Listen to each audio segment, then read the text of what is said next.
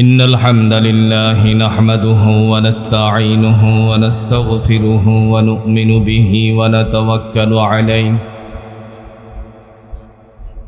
ونعوذ بالله من شرور أنفسنا ومن سيئات أعمالنا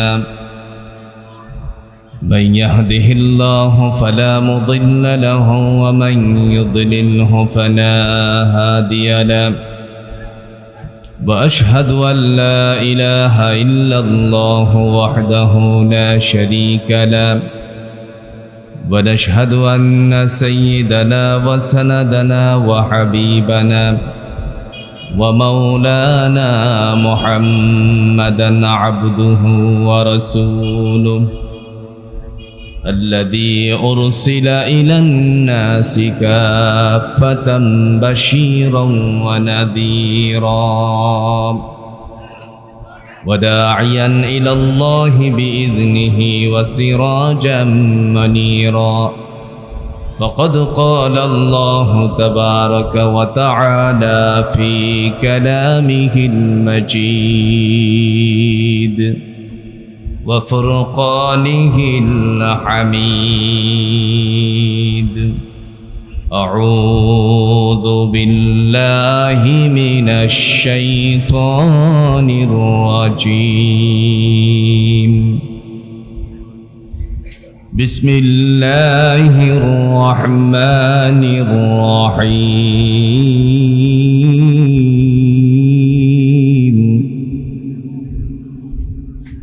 إنا أنزلنا إليك الكتاب بالحق فاعبد الله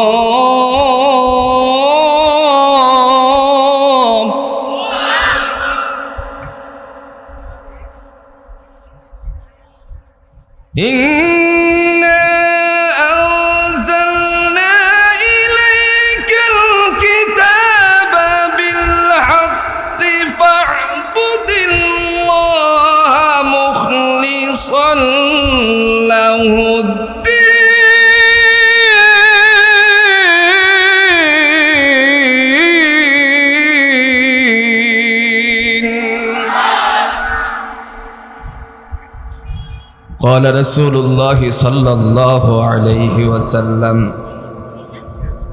يقال لصاحب القرآن يقرأ وارتق ورتل كما كنت ترتل في الدنيا فإن منزلك عند آخر آية تقرأها وقال عليه الصلاة والسلام أرأيتم لو أن نهرا في باب أحدكم حتى يغتسل فيه كل يوم 5 مرات هل بقي من درانه شيء؟ قالوا لا يبقى من درانه شيء قال مثل الصلاة ال5 يمحو الله بهن الخطايا أو كما قال عليه الصلاة والسلام اللهم صل على محمد وعلى آل محمد كما صليت على إبراهيم وعلى آل إبراهيم إنك حميد مجيد اللهم بارك على محمد وعلى آل محمد كما باركت على إبراهيم وعلى آل إبراهيم إنك حميد مجيد ঐতিহ্যবাহী হোমনা পশ্চিমপাড়া যুব সমাজের উদ্যোগে আয়োজিত ৩৭তম ওয়াজ ও দোয়ার মাহফিলের সমাপনী দিবসের সম্মানিত সভাপতি জনাব মনিরুল ইসলাম সরকার, আহ্বায়ক জাতীয়তাবাদী শ্রমিক দল হোমনা উপজেলা শাখা, আল্লাহ সুবহানাহু ওয়া তাআলার পক্ষ থেকে তারই বান্দাকে দ্বীনের জন্য ইসলামের জন্য কবুল করুক। আর একটু আস্তে বলেন আমিন। আজকের এই মাহফিলের চিফ গেস্ট জনাব অ্যাডভোকেট অধ্যক্ষ মোহাম্মদ সেলিম ভূঁইয়া, সাংগঠনিক সম্পাদক বাংলাদেশ জাতীয়তাবাদী দল কুমিল্লা বিভাগ। আল্লাহ সুবহানাহু ওয়া তাআলার পক্ষ থেকে তারই বান্দাকে ইসলামের জন্য, দ্বীনের জন্য, জাতির জন্য আল্লাহ কবুল করুক। আজকের এই মাহফিলের বিশেষ অতিথি জনাব আখতারুজ্জামান সরকার, আহ্বায়ক বিএনপি কুমিল্লা উত্তর জেলা শাখা, জনাব মোহাম্মদ মহিউদ্দিন, সদস্য সচিব বিএনপি হোমনা উপজেলা শাখা, জনাব মোহাম্মদ মুজাম্মেল হক ভিপি মুকুল, আহ্বায়ক বিএনপি হোমনা পৌর শাখা, জনাব মোহাম্মদ সানাউল্লাহ সরকার, সাবেক সাংগঠনিক সম্পাদক বিএনপি কুমিল্লা উত্তর জেলা শাখা। আল্লাহ তাআলা তাদেরকেও দ্বীনের জন্য কবুল করুক। সমাপনী দিবসের বিশেষ অতিথিবৃন্দ, আমন্ত্রিত অতিথিবৃন্দ, মুআজ্জাজ মুকাররম উলামায়ে কেরাম, পিতৃতুল্য মুরব্বিয়ানে আজম, সমবয়স্ক যুবক ভাইয়েরা, পর্দার অন্তরালের অবলা সরলা মা ও বোনেরা, আল্লাহ সুবহানাহু ওয়া তাআলার দরবারে অগণিত শুকর যে আল্লাহ তাআলা আমাদেরকে খোলা আকাশের ময়দানে সুন্দর একটি পরিবেশের মধ্যে যুবকদের ডাকে আজকের এই ওয়াজ মাহফিলে ৩৭তম ওয়াজ মাহফিলে এসে জড়ো হওয়ার তৌফিক দান করেছেন। এতে আপনারা খুশি না বেজার? কারা কারা খুশি নেই একটু হাতটা দেখান তো। বুঝে উঠাইছেন? একটু উল্টো বলেছি আর কি। সবাই খুশি আছেন তো? আলহামদুলিল্লাহ। আমরা জোরে সুরে আল্লাহর শুকরিয়া আদায় করে নিচ্ছি আবারও আলহামদুলিল্লাহ। সম্মানিত উপস্থিতি, আমি আপনাদের মাঝে মহাগ্রন্থ আল কোরআনুল হাকিম থেকে সূরাতুজ জুমারের ২য় নাম্বার আয়াতে কারিমা তেলাওয়াত করেছি। এই আয়াতে কারিমার সপক্ষে দুখানা হাদিসের টুকরা উপস্থাপন করেছি। আয়াত হলো একটা, বিষয় হলো দুটা, সেজন্য দুইটা হাদিসের টুকরা উপস্থাপন করেছি। ইনশাআল্লাহ এর থেকে কিছু কথা বলে বিদায় নিতে চাই। তিনি যেন তৌফিক দান করেন। আর একটু জোরে কোন আমিন। আগে আসুন আয়াতের সরল অর্থ বুঝি, আলোচনা বুঝতে সহজ হবে। আল্লাহ সুবহানাহু ওয়া তাআলা তিনি বলছেন জগতের মানুষ সম্পর্কে, যে সূরাটার নাম বললাম সেই সূরাটার নাম কি বলছি? একটু জোরে বলেন না ভাই। কথাগুলো বুঝবেন। কোরআন হচ্ছে বড় হেদায়েত, এর উপরে আর কোনো হেদায়েত নেই। আমি বিশ্বাস করি কোরআন থেকে যতক্ষণ কথা চলে ততক্ষণ আল্লাহর পক্ষ থেকে সাকিনা নাজিল হয়। কোন সূরা বললাম ভাই? জুমার। হযরতে আয়েশা সিদ্দিকা রাদিয়াল্লাহু তাআলা আনহা নবী আরবি সাল্লাল্লাহু আলাইহি ওয়াসাল্লামের কি ছিল? কথা কোন? আয়েশা রাদিয়াল্লাহু তাআলা আনহা নবীজির কি ছিল? রাসূলুল্লাহ সাল্লাল্লাহু আলাইহি সাল্লামের সহধর্মিণী। হযরত আয়েশা রাদিয়াল্লাহু তাআলা আনহা থেকে বর্ণিত, সাহাবায়ে আজমাইনদের মাঝে যখন আলোচনা হচ্ছিল, তিনি বলেন রাতের বেলায় কেউ যদি সূরাতুজ জুমার তেলাওয়াত করে, আল্লাহ সুবহানাহু ওয়া তাআলার পক্ষ থেকে বান্দা বান্দির জিন্দেগির গুনাহ খাতাগুলো মাফ করে দেওয়া হয়। সূরাতুজ জুমার মানুষের মর্যাদাকে বৃদ্ধি করে দেয়। সূরাতুজ জুমার যখন মানুষ তেলাওয়াত করে, আমল করে, আল্লাহর জান্নাত তার জন্য সহজ হয়ে যায়। এই আয়াতে কারিমার মধ্যে দুইটা অংশ। কয়টা অংশ? একটু জোরে বলেন, কয়টা অংশ? আয়াত একটা, বিষয় দুইটা। আল্লাহ পাক বলছেন বিসমিল্লাহির রহমানির রহিম,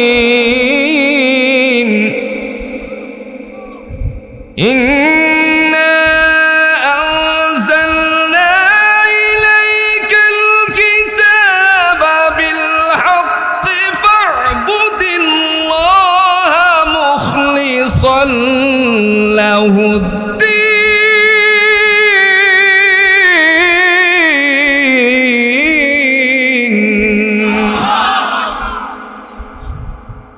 মহান আল্লাহ রাব্বুল আলামিন তিনি ডাক দিয়া বলেন, আমি আপনার প্রতি কিতাব অবতীর্ণ করেছি। এই কিতাবটার জোরে বলুন নাম কি? একটু জোরে বলেন নাম কি? যে কিতাব আল্লাহ অবতীর্ণ করেছেন, তিনি বলেন আমি আপনার প্রতি যে কিতাব অবতীর্ণ করেছি এরপরে আল্লাহ পাক রব্বুল আলামিন তিনি ডাক দিয়া বলছেন, আপনি নিষ্ঠার সাথে আল্লাহর দাসত্ব করুন, গোলামি করুন। তার মানে হলো কোরআন দিয়েছেন আল্লাহ, ইবাদত করতে হবে। জোরে বলুন কার? কোরআন আল্লাহর, ইবাদত করবে কার? আল্লাহ কয়, জোরে কোন কয়? প্রমাণ আছে? একটু জোরে কোন প্রমাণ আছে? দলিল কোরআন। ওয়া ইলাহুকুম ইলাহুন ওয়াহিদ লা ইলাহা ইল্লা হুয়ার রাহমান লা ইলাহা ইল্লা হুয়ার রাহমানুর রাহিম।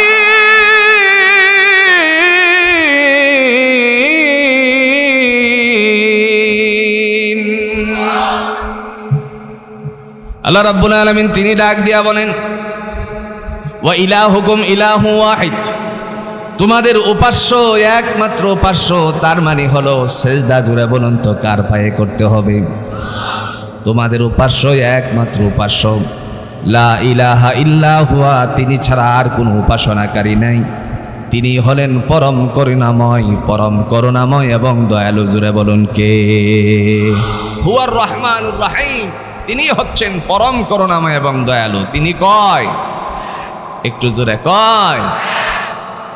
তৃত্ববাদের বিশ্বাসশীল মুসলমান হতে পারে না, বহুবাদের বিশ্বাসশীল মুসলমান হতে পারে না, কিন্তু মুসলমানের মধ্যে একটা রোগ আছে। সেই রোগটা হলো বান্দা আল্লাহর ইবাদত করে আবার সাথে সাথে আল্লাহর সাথে শরীকও। কথা কন না কেন?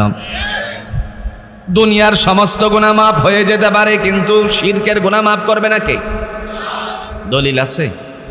কথা কন না কে? দলিল আছে? দলিল সূরাতুন নিসায় আল্লাহ বলছেন, ইন্নাল্লাহা লা ইয়াগফিরু আন ইউশরাকা বিহি ওয়া ইয়াগফিরু মা দুনা যালিকা লিমান ইয়াশা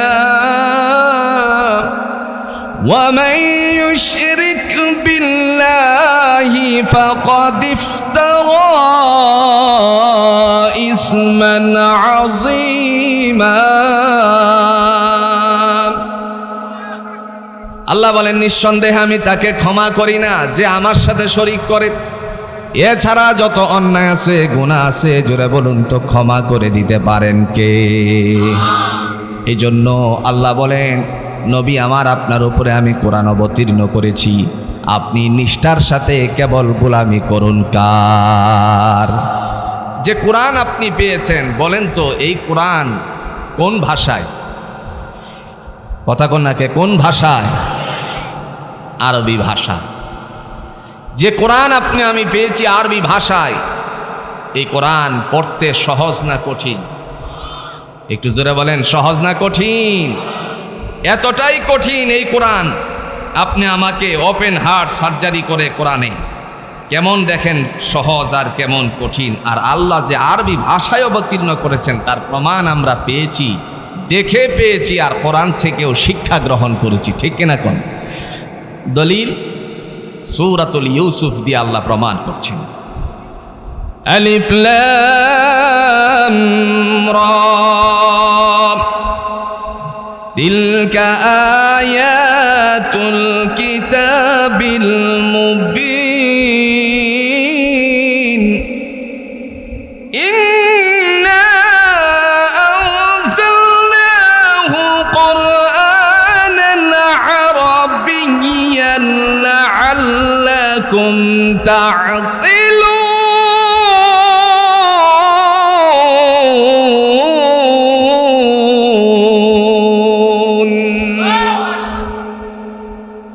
দয়াময় আল্লাহ রাব্বুল আলামিন দেখে বলেন সূরাতুল ইউসুফে, আলিফ লাম রা আই হরফুল মুকাত্তাআত, যার মর্মার্থ সম্পর্কে কেবল আল্লাহ ছাড়া আর কেউ জানে না। দুনিয়াতে যত ব্যাখ্যাকারীরা ব্যাখ্যা করে, আলিফে আল্লাহ আর মিমে মুহাম্মদ, যত ব্যাখ্যাই দুনিয়াতে করুক না কেন, সব ব্যাখ্যাগুলো হলো ভুয়া, তথ্যহীন, ভিত্তিহীন। কারণ সাইয়্যিদুল মুরসালিন আহমদ মুস্তাফা সাল্লাল্লাহু আলাইহি সাল্লাম ঘোষণা দিয়েছেন, ওয়াল্লাহু আ'লামু বিমুরাদিহি, এর যে কি মানা, এর যে কি মর্মার্থ কেবল আল্লাহ ছাড়া কেউ জানে না। কোরআনের কোনো তাফসিরে আপনি খুঁজে পাবেন না, শেষাংশের কথা খুঁজে পাবেন এটাই, আল্লাহ ছাড়া কেউ জানে না। এই হলো সত্য কথা। ব্যাখ্যাকারী যত ব্যাখ্যা করেছেন সবাই শেষ কথাটা লিখছেন ওয়াল্লাহু আ'লামু বিমুরাদিহি, এর মানে কি আল্লাহ ছাড়া কেউ, জোরে এখন কেউ জানে না। এরপর আল্লাহ পাক রব্বুল আলামিন ডাক দিয়া বলেন, তিলকা আয়াতুল কিতাবিল মুবিন, এটি হলো সুস্পষ্ট কিতাবের, এই আয়াতগুলো নিদর্শনগুলো হলো সুস্পষ্ট কিতাবের। এরপরে আল্লাহ বলছেন, ইন্না আনজালনাহু কুরআনান আরাবিয়্যান লাআল্লাকুম তা'কিলুন, নিঃসন্দেহে আমি এই কোরআনকে আরবি ভাষায় অবতীর্ণ করেছি যাতে করে তোমরা বুঝতে পারো। আর এই বোঝার জন্য আজকের সমাজে আমরা লক্ষ্য করেছি, বাংলার জমিন থেকে যে দেশে কোরআন অবতীর্ণ হয়েছে ওই দেশের সহ 120-25 দেশকে পিছনে ফেলে বাংলার ছোট্ট ছোট্ট ছেলেরা, কোরআনের হাফেজেরা প্রতিযোগিতায় অংশগ্রহণ করে তারপরে গোল্ডেন মেডেল নিয়ে আসছে। জোরে কোন ঠিক কিনা? কোরআন আছে যেখানে শান্তি আছে, কোরআন নাই কোনো শান্তি নেই। আমার ভাইরা, আপনাদের কাছে আমার প্রশ্ন, কোরআনকে যদি, আল্লাহর কোরআনকে আপনি জিজ্ঞেস করেন কেন দুনিয়াতে আসছো বলো তো, কোরআন আপনাকে সুন্দর করে একটা জবাব দিয়ে দেবে। আপনার ঘরের কোরআনকে হাতে নিয়ে বলেন, কোরআন রে কেন আসছো বলো। কোরআন বলবে দুনিয়াতে দুইটা কাজ আমি করবো, একটা হলো সত্য আর একটা মিথ্যা, দুটাকে মাঝখানে ফাটলতার সৃষ্টি করার জন্য, তার মানে পার্থক্য করার জন্য কোরআন জুড়ে বলুন তো নাজিল করেছেন কে? দলিল আছে? কথা কন্যাকে দলিল আছে? দলিল সূরাতুল ইমরানে আল্লাহ বলছেন, নাযালা আলাইকাল কিতাবা বিল হাক্কি মুসাদ্দিকান লিমা বাইনা ইয়াদাইহি ওয়া আনজালাত তাওরাত, নাযালা আলাইকাল কিতাবা বিল হাক্কি মুসাদ্দিকান লিমা বাইনা ইয়াদাইহি ওয়া আনজালাত তাওরাত ওয়াল ইনজিল।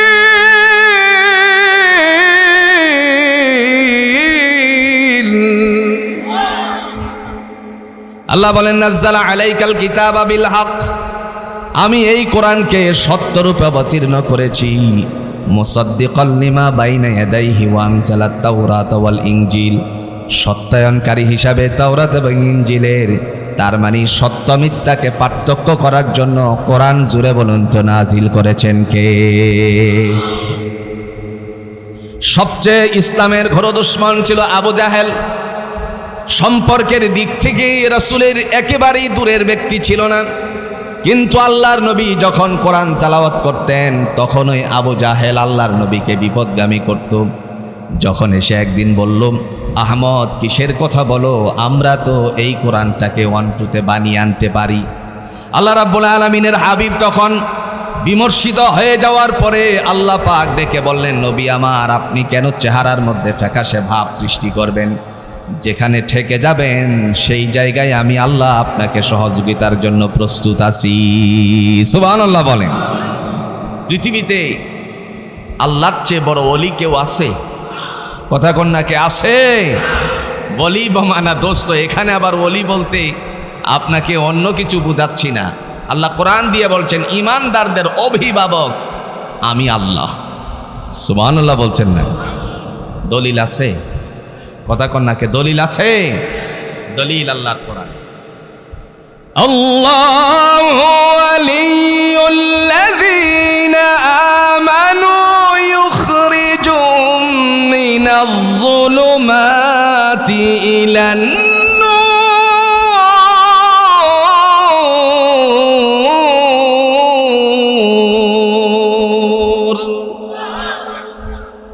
মহান আল্লাহ বলেন, আমি হলাম ঈমানদারদের অভিভাবক। ইউখরিজুহুম মিনাজ যুলুমাতি ইলান নূর, তাদেরকে অন্ধকার থেকে বের করে আলোর দিকে দিশারিত করি। তার মানে হলো আল্লাহ পাক বান্দাকে গুমরাহির রাস্তা থেকে দূরে সরিয়ে হেদায়েতের রাস্তাটা জুড়ে বলুন ধরিয়ে দেন কে? হেদায়েত পাইতে হলে দুটা রাস্তায় আল্লাহ সহযোগিতা করেন। জুড়ে বলেন কয়টা রাস্তায়? আপনি আমি নামাজের মধ্যে পড়েছি ইহদিনাস সিরাতাল, পড়ছিনি। এই সিরাতে মুস্তাকিমের দুটা ব্যাখ্যা করেছেন। একটা হলো ইসালিলাল মাতলুব, আরেকটা হলো ইরাদুন ইলাত তরিক। আপনার কাছে একজন জিজ্ঞেস করলেন, ভাই আমি কুমিল্লা যেতে চাই, কিভাবে যাব? অথবা বাঞ্চারামপুর যেতে চাই, কিভাবে যাব? আপনি সহজ করে একটা সিএনজিরে ডাক দিলেন, তারপরে সাথী হয়ে তারে হোমনাথ থেকে বাঞ্চারামপুর পর্যন্ত পৌঁছিয়ে দিলেন। এই যেই কাজটা করলেন এটাকে বলা হয় ইসালিলাল মাতলুব, গন্তব্যস্থল পর্যন্ত পৌঁছিয়ে দেওয়া। আল্লাহ বলেন, ও বান্দা বান্দি, তুমি যখন কোরআনের জীবন গঠন করবা, কোরআনটারে তোমার বক্ষে ধারণ করবা, কোরআনের সাথে যখন তোমার সুসম্পর্ক কায়েম হয়ে যাবে, কোরআন যখন তুমি বাস্তব জীবনে পরিণত করবা এবং পড়বা, আমি আল্লাহ তোমারে জিম্মাদারে নিয়ে জান্নাত পর্যন্ত পৌঁছাইয়া দিব। আরেকটা সিরাতে মুস্তাকিমের রাস্তা মুফাসসিরিনে ইকরামগণ লেখেন, সেটি হচ্ছে ইরাদুন ইলাত তারিক। আপনাকে জিজ্ঞেস করা হলো বাঞ্চারামপুর যাব, হোমনা থেকে কিভাবে যাব বলেন। সুন্দর করে আপনি বলছেন, ওই যে দেখা যায় সিএনজি, এখান থেকে আপনি সাথীদের সাথে উঠুন, অন্য মানুষদের সাথে উঠুন। ওঠার পরে আপনাকে ওই স্ট্যান্ডে নিয়ে দাঁড় করাবে। তার মানে রাস্তা বর্ণনা করা। এই যে ইরাদুন ইলাত তারিক, রাস্তা বর্ণনা করে দিলেন। আল্লাহ বলেন, কোরআন আপনাকে শুধু রাস্তায় বর্ণনা করবে না, আল্লাহর জান্নাত পর্যন্ত পৌঁছে দিবে। সুবহানাল্লাহ বলেন। সেটা শুধু রাস্তা পর্যন্ত বর্ণনা করা শেষ নয়, আল্লাহর জান্নাত পর্যন্ত পৌঁছানোর দায়িত্ব হলো কোরআনের। ওই সময় আবু জাহেল ডাক দিয়া বলছেন, আহমদ, অন্টুতে বানিয়ে আনতে পারি। নবী আরবি সাল্লাল্লাহু আলাইহি সাল্লাম বিমূর্ষিত হয়ে যাওয়ার পর আল্লাহ বললেন, তাদের কাছে আপনি একটি চ্যালেঞ্জ ছুঁড়ে মারুন, তাদেরকে বলে দেন, এরা যদি কোরআনকে বেশি কিছু লাগবে না, কোরআনের অনুরূপ যেন একটা সূরা বানিয়ে নিয়ে আনে। সুবহানাল্লাহ বলতেন না? কয় সূরা? একটা সূরা যেন তারা বানিয়ে নিয়ে আসে, এরা যেন রচনা করে আনতে পারে একটা সূরা। দলিল আসেনি? একটু জোরে কোন দলিল আছে? আল্লাহ বলছেন, বিশ্বাস হয়? সূরাতুল বাকারার 3 নম্বর পৃষ্ঠার মধ্যে আল্লাহ তার বর্ণনা দিয়েছেন। ওয়া ইন কুনতুম ফি রাইবিন মিম্মা নাযালনা আলা আবদিনা ফাআতু বিসূরাতিন মিন মিসলিহি وادعوا شهداءكم من دون الله إن كنتم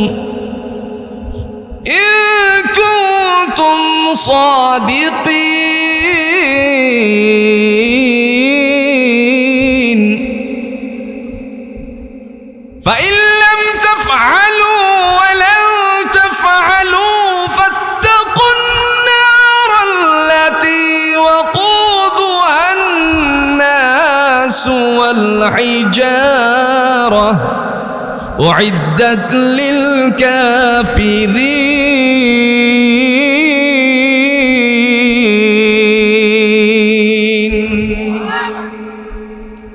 মহান আল্লাহ রাব্বুল আলামিন ডেকে বললেন, আপনি চ্যালেঞ্জ ছুড়ে মারুন।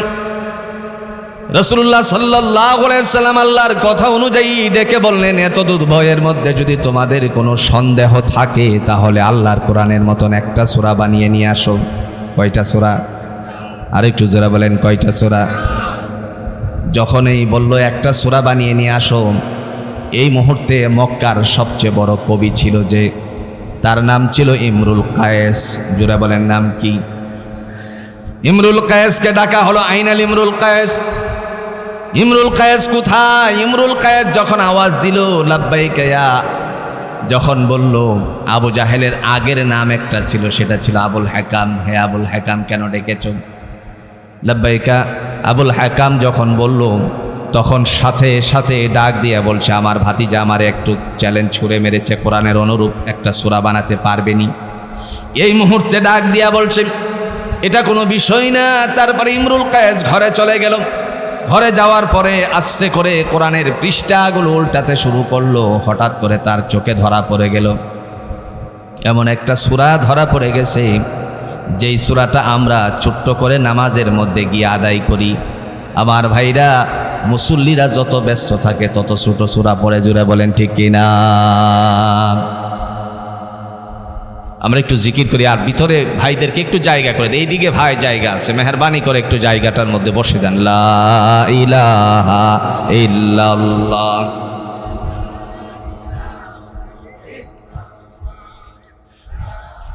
ইলাহা ইল্লাল্লাহ মুহাম্মাদুর রাসূলুল্লাহ সাল্লাল্লাহু আলাইহি ওয়াসাল্লাম। ইমরুল কায়েস খুঁজে বের করলো সূরাতুল ফিল। নাম কি সূরা? একটু জোরে বলেন, নাম কি? সূরাতুল ফিল। এর অনুরূপ একটা সূরার কিছু অংশ নিজস্বভাবে লিখে কাবা ঘরের মধ্যে টানিয়ে দিল। যখন দুপুরের সময় হয়ে গেল তখন মক্কা এবং মদিনার মানুষেরা বিশ্রাম করত, কারণ বর্তমান সময়ের মতো এত এয়ার কুলার ছিল না। আমরা সবাই জানি বিশ্রামের সময় তারা বিশ্রাম করত দুপুর বেলায়। আস্তে আস্তে করে যখন দেখা গেল দুপুরটা পোহাতেই, তার মানে হলো সূর্য আস্তে করে পশ্চিম আকাশে যখন হালতে শুরু করলো আর রোদের প্রখরতা কমতে শুরু করলো, তখনই তারা আস্তে করে ঘর থেকে বের হলো, কাবা ঘরের দিকে আসতে শুরু করেছে। আবুল হাকাম আবু জাহেল দূর থেকে দেখলো কি যেন কাবা ঘরের দেয়ালের মধ্যে টানানো আছে। সামনে গিয়ে অগ্রসর হলো, তারপর দেখলো কি যেন লেখা। লেখাটা দেখেই তার মধ্যে একটা মনের ভিতরে ঈর্ষা সৃষ্টি হয়ে গেল। ডাক দিল, আইনাল ইমরুল কায়েস। ইমরুল কায়েস কোথায়? ইমরুল কায়েস সামনে আসতেই ধমক দিয়ে বলছে, তাআল এদিকে আয়। কি লেখছিস বল? ইমরুল কায়েস এবার ডেকে বলছে, আল ফিল মাল ফিল ওমা আদরাকা মাল ফিল লাহু কুরতুমুত তাবিল। আপনারা বলুন তো সূরা হইছে কি? কথা কন্যাকে সূরা হইছে।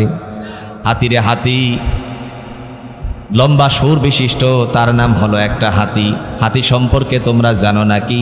লম্বা সুর বিশিষ্ট, তার নাম হলো হাতি। সূরা হইছে? কথা কন্যাকে সূরা হয়েছে। আল্লাহ রাব্বুল আলামিন কোরআন দিয়া বলছেন, আমি যে তোমাদের মাঝে কিতাবটা দিলাম, এই কিতাব দুনিয়ার জমিনের কোনো কবির কবিতা নয়, কোনো গণকের গণনাও নয়। আর তোমাদের মধ্যে কলিলাম মা তাযাক্কারুন, অল্প সংখ্যকই তার থেকে তোমরা উপদেশ গ্রহণ করো। ওই সময় আল্লাহ তার রাসূলকে ডেকে বলেন, ওদেরকে বলেন এরা কি আমার কোরআনটার দিকে লক্ষ্য করে না? দলিল আছে? জোরে কন্যাকে দলিল আছে? দলিল আল্লাহ বলতেছেন, এদেরকে বলুন তারা কি আমার কোরআনের দিকে লক্ষ্য করে না? আফালা ইয়াতাদাব্বারুনাল কুরআন ওয়ালাউ কানা মিন ইনদি গায়রিল্লাহি লাওয়াজাদু ফীহি ইখতিলাফান কাসীরা। আল্লাহ বলেন, আফালা ইয়াতাদাব্বারুনাল কুরআন, এরা কি আমার কোরআনের প্রতি লক্ষ্য করে না? ওয়ালাউ কানা মিন ইনদি গায়রিল্লাহি লাওয়াজাদু ফীহি ইখতিলাফান কাসীরা, এটি যদি আমার পক্ষ থেকে না হতো তাহলে এর মধ্যে অনেক বৈপরীত দেখা যেত। তার মানে কোরআনের মধ্যে হেদায়েত নিহিত করে দিয়েছেন কে? প্রিয় ভাইয়েরা আমার, আজ মুসলিম হওয়ার জন্য মানুষেরা দলে দলে ইসলামে প্রবেশ করার জন্য তারা নিজেরা তৈয়ার হচ্ছে। সুবহানাল্লাহ বলতেন না? মুসলিম হওয়ার জন্য, মুসলমান হওয়ার জন্য দলে দলে তারা তৈয়ার হচ্ছে। আমি আপনাদের ওই বর্ডার ক্রস করে কুমিল্লার ওই ময়নামতি থেকে ভিতর দিয়ে যে বর্ডার আছে ওইটা ক্রস করে যখন ত্রিপুরা রাজ্যে যায়, ওখান থেকে আসামের উদ্দেশ্যে যাওয়ার পথে একটি স্টেশনের নাম হচ্ছে করিমগঞ্জ। করিমগঞ্জ নেমে যখন যাচ্ছিলাম তখন কিছু মানুষেরা এসে আমার কাছে জড়ো হয়ে বলল, হুজুর আমরা নতুন মুসলমান হয়েছে, আমাদের জন্য একটু দোয়া করবেন। আমি লক্ষ্য করলাম এদের সংখ্যা প্রায় 50 জনের মতন।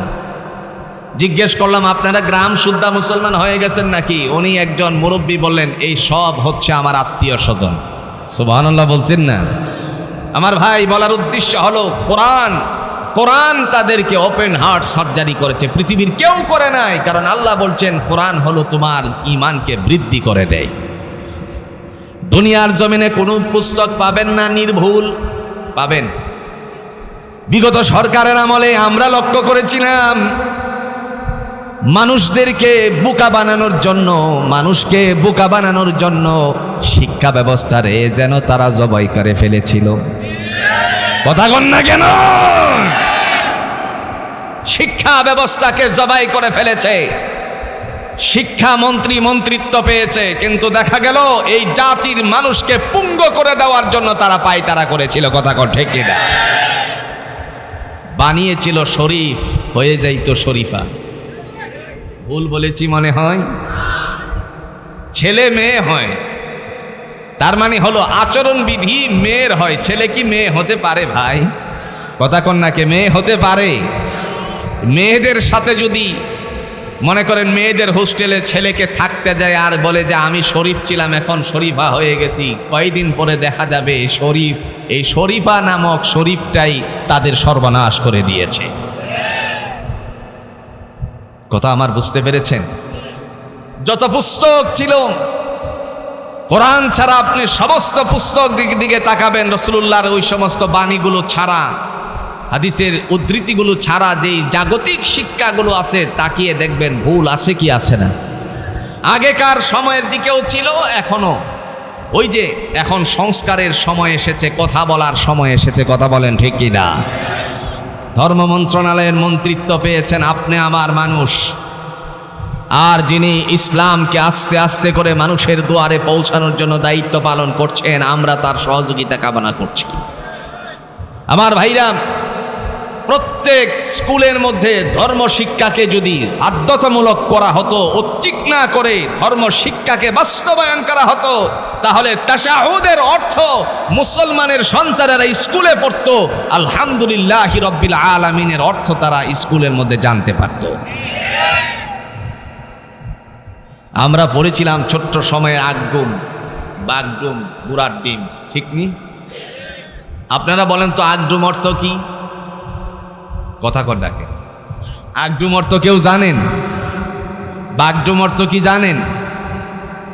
এক বাচ্চা যেন বলছে আগডুম অর্থ কি, স্যারের গোষ্ঠীও জানে না। স্যার বলছে এই যা এখান থেকে, আগডুম অর্থ হলো বাগডুম। বাচ্চা বলে স্যার আগডুম যদি বাগডুম হয় বাগডুম অর্থ কি? বাগডুম অর্থ ঘোড়ার ডিম, যা এখান থেকে। বাচ্চা বলে স্যার আমার বাড়ির সামনে ঘোড়া একটা দাঁড়ানো থাকে, ঘুরিতে দেখছি কখনো ডিম দিছে না, সেটা তো বাচ্চা দিছে।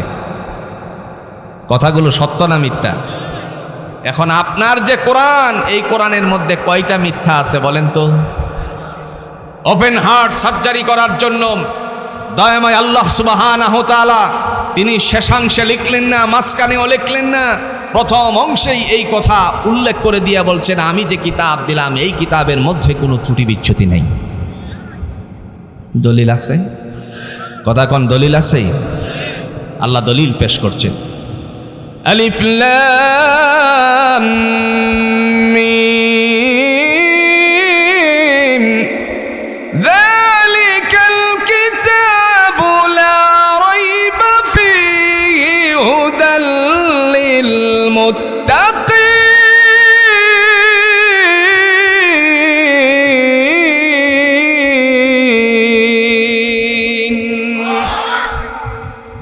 আল্লাহ রাব্বুল আলামিন তিনি ডাক দিয়া বলেন এটা এমন একটি গ্রন্থ, এমন একটি কিতাব, যালিকাল কিতাব, এটা এমন একটি গ্রন্থ, লা রাইবা আই লা শাক্কা ফীহি, যার মধ্যে বিন্দু পরিমাণ সন্দেহের অবকাশ নাই। ভুল থাকবে তো দূরের কথা, প্রত্যেক মায়ের ঘরে কোরআনের আওয়াজ জবানে জারি করার জোরে বলুন তো দরকার আছে কিনা?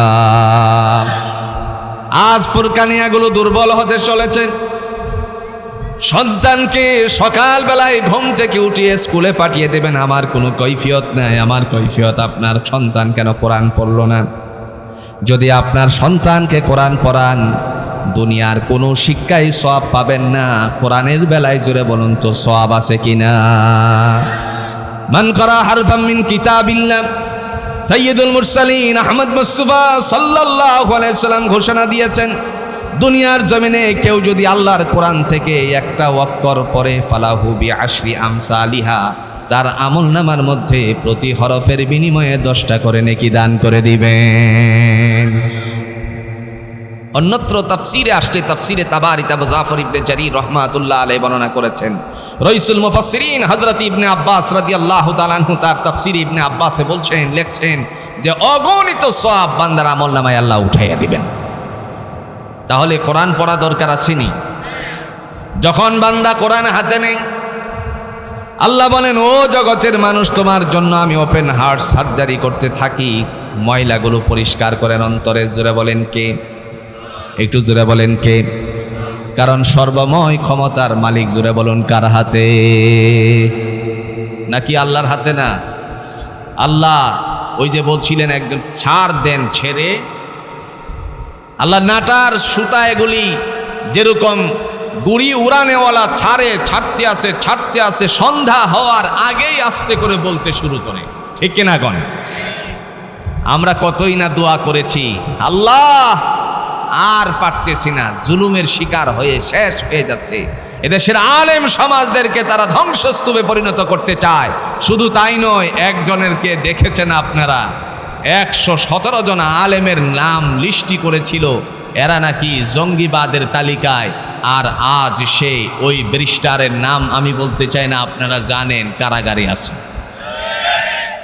100 আলেমের মধ্যে বাংলাদেশের শীর্ষস্থানে উলামায়ে কেরামগণ আছে, যাদেরকে নিপাত করতে পারলে এই জাতি ধ্বংস হয়ে যাবে, এই পরিকল্পনা তারা করেছিল। আল্লাহর আল্লাহ তাদের এই চক্রান্তকে নস্যাৎ করার জন্য তিনি তার ক্ষমতার প্রদর্শন করে দেশ থেকে তাড়িয়ে দিয়েছে। ক্ষমতা কার? দলিল আছে না? নাই দলিল।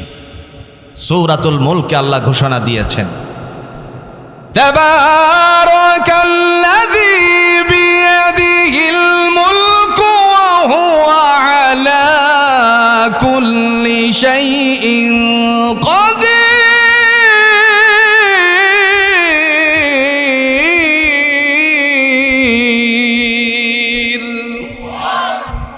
আল্লাহ রাব্বুল আলামিন তিনি বলেন, আমি হলাম বরকতময় রব, যার হাতে ক্ষমতা। ইন্নাল্লাহা আলা কুল্লি শাইইন কাদির, সমস্ত বস্তুর উপরে, জোরে বলুন তো ক্ষমতা কার? মালিক আমাদেরকে, একটু জোরে বলেন কে? আল্লাহ আমার রব, এই রবি আমার সব, দমে দমে তনু মনে তার অনুভব। আল্লাহ আমার রব, এই রবি আমার সব, তোমার দুনিয়াতে আমি যেদিকে তাকাই, অতই নিয়ামতে ডুবে আছি সবাই। পাক পাকালির গানে শুনি তসবিহ কলরব, তসবিহ কলরব। আল্লাহ আমার রব, এই রবি আমার সব। আমাদের রবকে হাসবুনাল্লাহু ওয়া নি'মাল ওয়াকিল, নি'মাল মাওলা ওয়া নি'মান নাসীর। আমরা ঘোষণা দিয়েছি আল্লাহর সামনে। এরপরে আল্লাহ রাব্বুল আলামিন ডাক দিয়ে বলেন, বান্দারে, যেহেতু তোমাদেরকে কোরআন দিলাম, এই কোরআনের একটা শিক্ষা হলো আমাদের জন্য আল্লাহ পাক রব্বুল আলামিন ফয়সালা করেছেন। কোরআনের শিক্ষা হলো বান্দা কোরআন জবানে আনবে। আল্লাহ বলছেন তার রাসূলকে সূরাতুজ জুমারের 2 নম্বর আয়াতে, নিষ্ঠার সাথে, জুড়ে বলুন তো, ইবাদত করতে কার? কেন করবেন ইবাদত? জোরে কোন, কেন হুকুম পালন করব আল্লাহ? আমরা তো বলতে পারি, আল্লাহ কেন তোমার হুকুম পালন করব? আল্লাহ বলেন এই কারণে করবা। দায়িত্ব চাপিয়ে দিয়ে বলছেন এই কারণে করবা। বান্দা 4টা ঘোষণা যখন দেয়, কয় ঘোষণা? 4 ঘোষণা যখন বান্দা দেয়, তখন আল্লাহ পাক তাদের জন্য জিম্মাদারি নেয়। 4 ঘোষণার মধ্যে এরকম, ইন্না সলাতি ওয়া নুসুকি ওয়া মাহইয়ায়া ওয়া মামাতি লিল্লাহি রাব্বিল আলামিন। বান্দা যখন বলে আল্লাহ আমার নামাজ, আমার সালাত, ওয়া নুসুকি আমার কুরবানি, ওয়া মাহইয়ায়া আমার জীবন, ওয়া মামাতি আমার মরণ, লিল্লাহি রাব্বিল আলামিন। পরাক্রমশালী, জুড়ে বলুন তো কার জন্য? আল্লাহর জন্য সেই ঘোষণা আসতে হবে।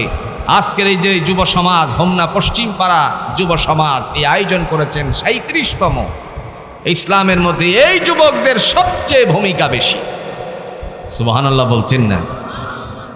দলিল আছে? যুবকদের ভূমিকা যে ইসলামে বেশি, তার দলিল আছে? আপনারা যারা হজ করেছেন নিশ্চয়ই অনেকের জানা আছে। দীর্ঘদিন সৌদি আরবে ছিলেন, আপনাদেরও জানা আছে। মক্কা থেকে পুরাতন রাস্তা ধরে যখন মদিনার দিকে যায়, তখন হাতের ডান পার্শ্বে একটি স্থান পড়ে যায়। সেই স্থানটার নাম হচ্ছে বদরের ময়দান। নাম কি?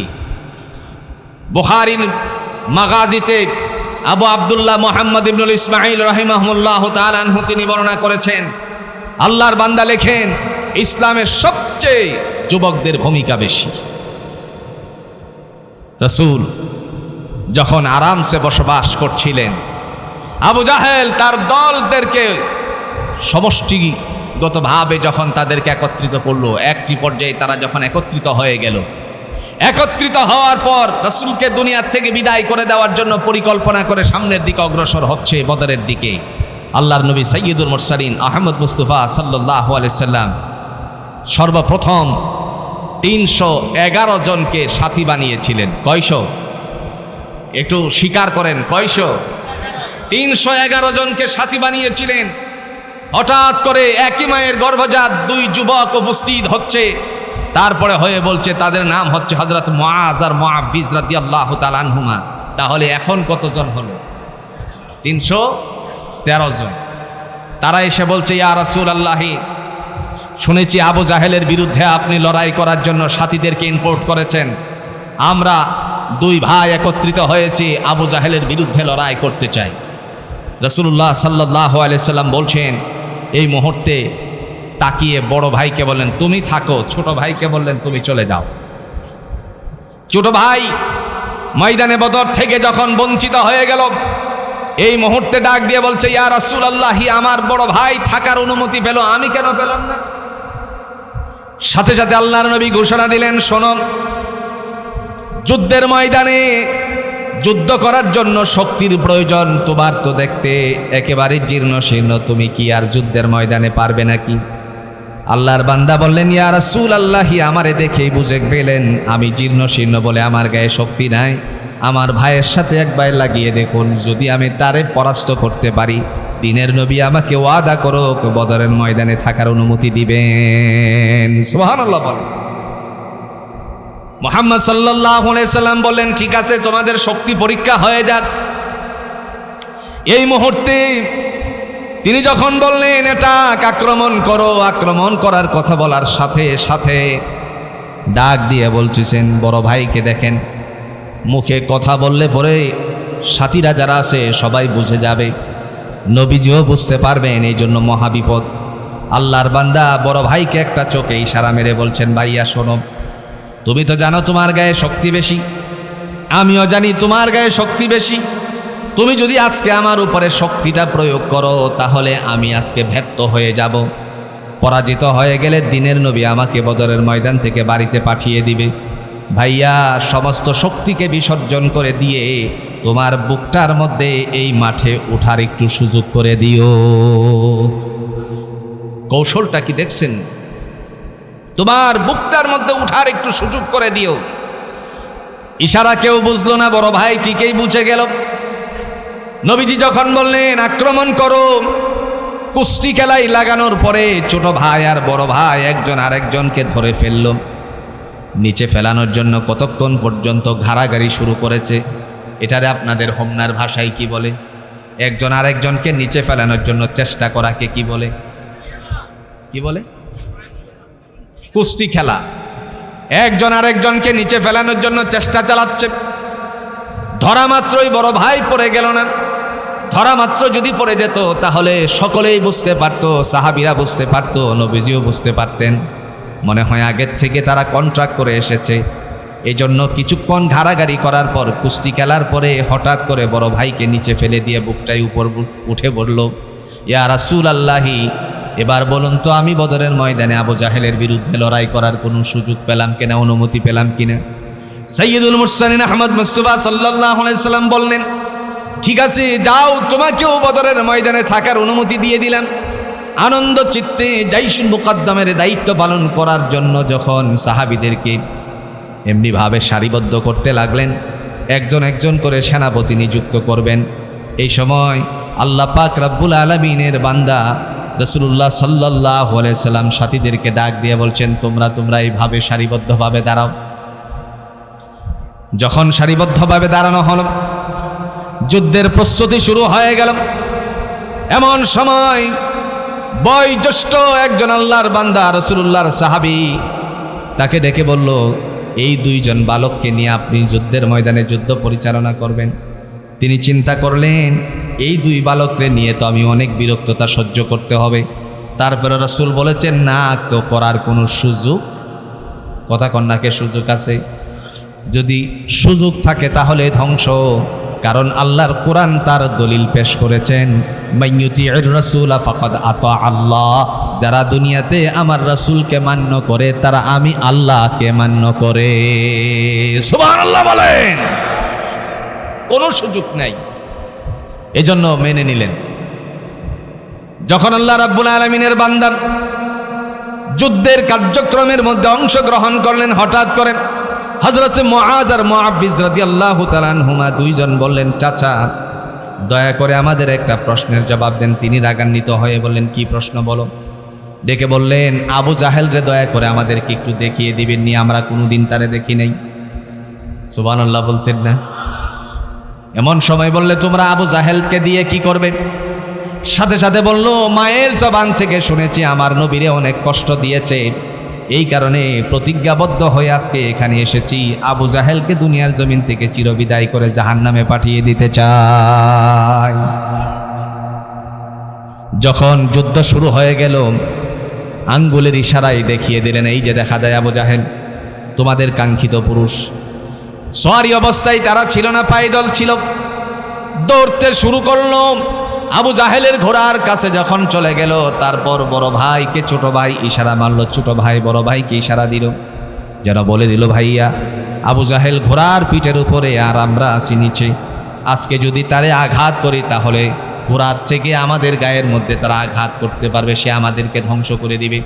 তুমি এক কাজ করো, ঘোড়ার সামনের পায়ের মধ্যে শক্ত করে আঘাত করো, যাতে করে কেটে যায়, আর সামনে যদি ঘোড়াটা ঝুঁকে পড়ে আমি আমার রাঙ্গা তরবারি কানা দিয়ে চির জাহান্নামে তারে পাঠিয়ে দিব।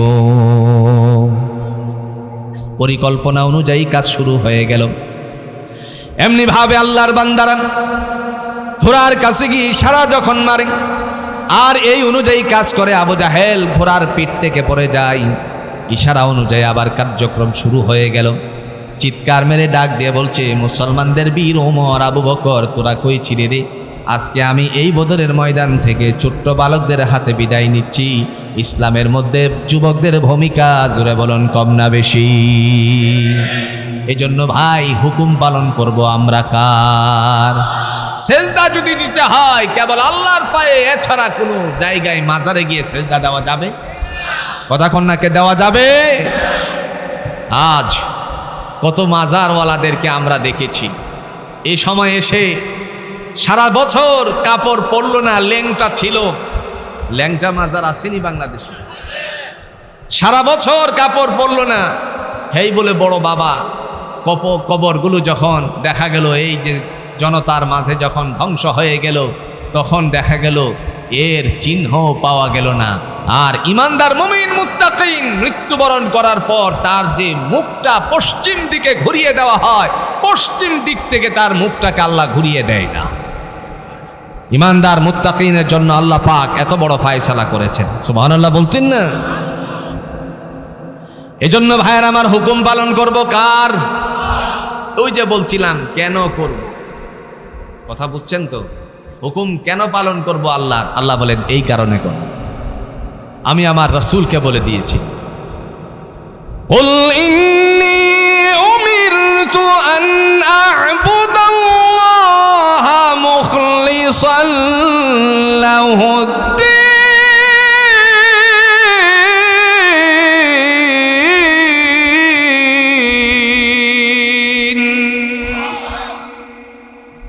আল্লাহ বলেন, নবী আমার আপনি তাদেরকে বলুন দুনিয়াতে কেন আপনাকে পাঠালাম।